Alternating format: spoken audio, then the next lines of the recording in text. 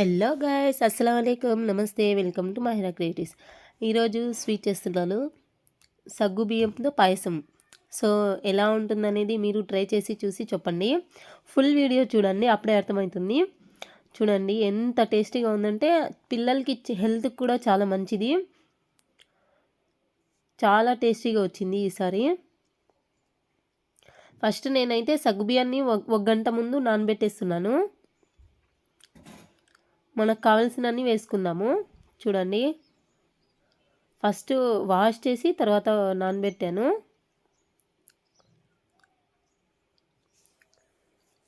One or 2 hours నానితే చాలు.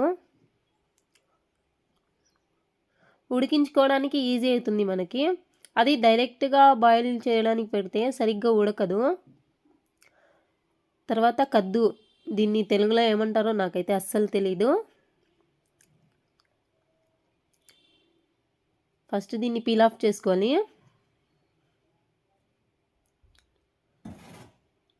పైన తోలంతా తీసేసిన తర్వాత లోపలిని కూడా తీసేయాలి. దీన్ని చాలా గట్టిగా ఉంది, ఇది సరిగ్గా రావడం లేదు నాకైతే.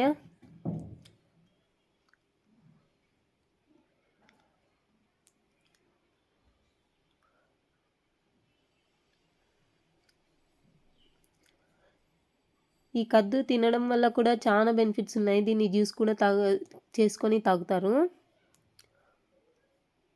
డైజెషన్ ప్రాబ్లం కూడా ఉండదు దీన్ని తినడం వల్ల. లోపలిని కూడా తీసేయాలి. అవి విత్తనాలు ఉంటాయి కదా, అవి అడ్డు వస్తాయి, అందుకని తీసేస్తున్నాను.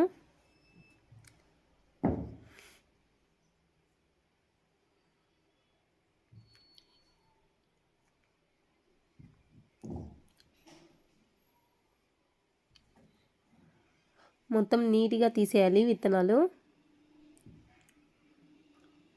దీనిని మనం తురుముకోవాలి. మీరు కూడా ఖచ్చితంగా ట్రై చేయండి. ఇది చాలా టేస్టీ అనే కాదు, హెల్త్కి కూడా మంచిది. దీనివల్ల చాలా బెనిఫిట్స్ ఉన్నాయి. డైజెషన్ ప్రాబ్లమ్స్ ఏవి ఉండవు. పిల్లలకైతే హెల్త్కి మంచిది. స్నాక్స్ లాగా చేసి ఇవ్వచ్చు దీన్ని.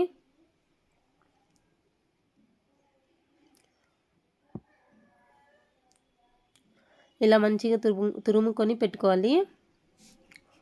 కొన్ని వాటర్ వేసి బాయిల్ వేయడానికి పెట్టాలి. ఆ వాటర్ అన్నీ ఇంకిపోయేంత వరకు పెట్టాలి మనము.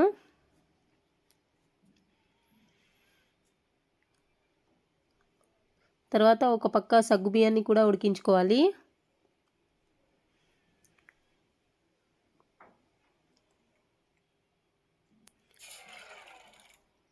ఇలా ఉడికించుకోండి.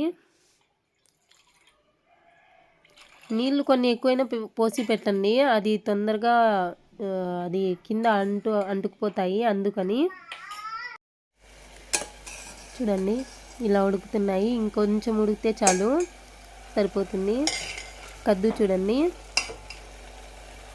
నీళ్ళన్నీ ఇంకిపోయాయి. ఇలా ఉంటే చాలు, సరిపోతుంది పాయసం చేయడానికి. అంటే మేము ఖీర్ అంటాము, తెలుగులో పాయసం అని అంటారని అనుకుంటున్నాను.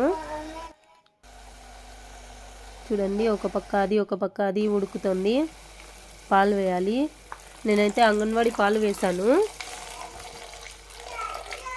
అంగన్వాడీ పాలు కూడా చాలా టేస్టీగా ఉంటాయి, ఒకసారి ట్రై చేయండి.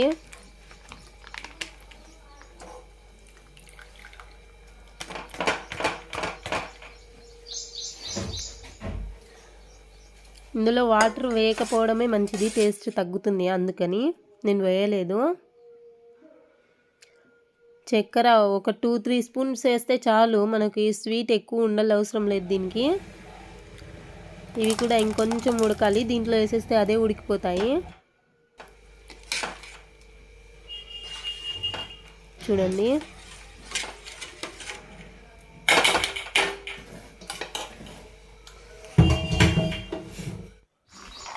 తర్వాత డ్రై ఫ్రూట్స్ కట్ చేసుకొని పెట్టుకున్నాము. చూడండి,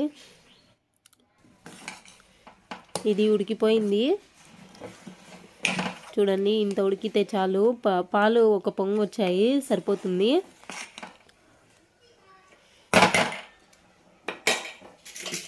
దీంట్లోకి నేను కొంచెం కండెన్స్డ్ మిల్క్ యాడ్ చేస్తున్నాను.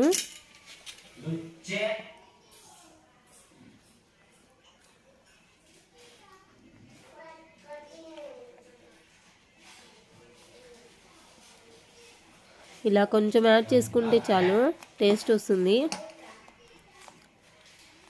ఇలాచీ పౌడర్ కూడా యాడ్ చేసుకోవాలి దీంట్లోకి, స్కిప్ అయిపోయింది అది.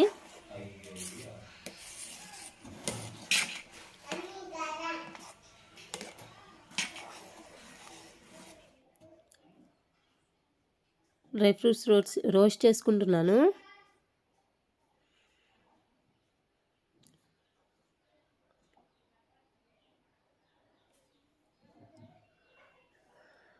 నేనైతే ఘీ ఎక్కువ తినను, అందుకే కొంచెమే వేసాను. మీకు కావాలనుకుంటే ఎక్కువ కూడా వేసుకోవచ్చు.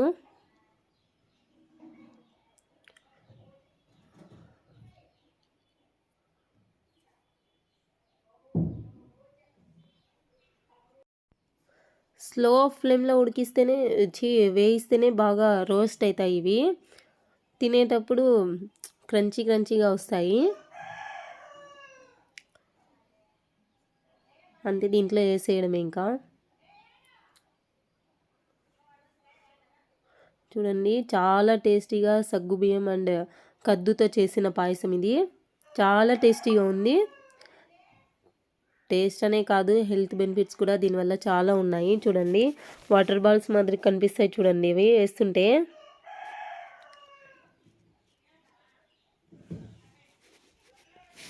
తినేటప్పుడు కూడా మంచి ఫ్లేవర్ మాదిరిగా అనిపిస్తుంది మనకి.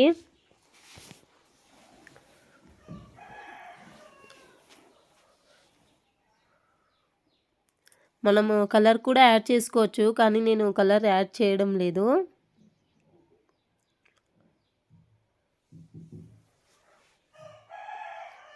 మా పిల్లలు అయితే చాలా ఇష్టంగా తిన్నారు. వాళ్ళకి ఇదే ఇష్టమైనది అని తెలుసుకున్నాను.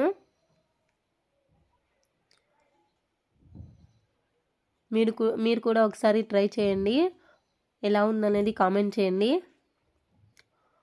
సో మీకు ఈ వీడియో నచ్చినట్లయితే లైక్ చేయండి, షేర్ చేయండి, సబ్స్క్రైబ్ చేయండి. నెక్స్ట్ వీడియోలో కలుద్దాం. అస్సలాము అలైకుం, బాయ్. మా పాప కూడా చెప్తుందంట, సబ్స్క్రైబ్ చేసుకోండి గాయ్స్.